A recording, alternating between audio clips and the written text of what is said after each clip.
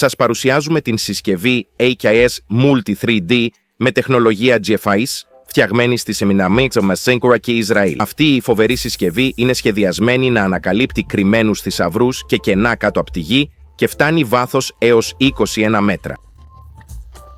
Παίρνετε 6 φίλτρα με 3 ισχυρά αισθητήρια, τάμπλετ Samsung για εμφάνιση και ανάλυση των ευρημάτων, USB για βιντεάκια οδηγιών, κάρτα εγγύησης με χολογραμμικό σήμα για αποφυγή αντιγραφής και μοναδικός συριακός αριθμός.